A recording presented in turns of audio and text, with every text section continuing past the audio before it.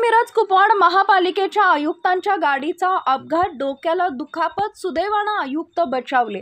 सांगली मिरज कुपवाड महापालिकेचे आयुक्त शुभम गुप्ता यांच्या गाडीचा अपघात झाला। स्फूर्ती चौकामध्ये अचानक गाडीचे आडवे श्वान आल्यामुळे त्याला वाचवण्याच्या नादात गाडी लाईटच्या खांबाला धडकली। या दोघांमध्ये आयुक्त शुभम गुप्ता यांच्या डोक्याला दुखापत झाली। सुदैवाने आयुक्त बचावले। आयुक्त शुभम गुप्ता यांना सांगली मिरज रोडवरील समर्थ हॉस्पिटलमध्ये उपचारासाठी दाखल करण्यात आले असून त्यांच्या डोक्याला 3 टाके पडले आहेत। त्यांची प्रकृती व्यवस्थित असून काळजी करण्याचं कारण नसल्याचं सांगण्यात आलं आहे। निर्भीडपणे काम करणारे आणि कर्तव्यदक्ष आयुक्त अशी ख्याती असलेले शुभम गुप्ता यांच्या गाडीचा अपघात झाल्यामुळे उलटसुलट चर्चेला उधाण आलं होतं।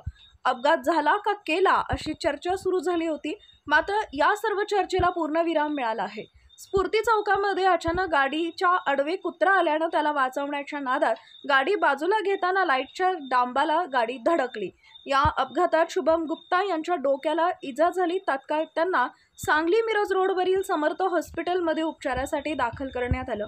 सुदैवाने आयुक्त शुभम गुप्ता बचावले असून त्यांची प्रकृती उत्तम आहे। काळजी करण्यासारखं कारण नाही असं वैद्यकीय सूत्रांनी सांगितलंय।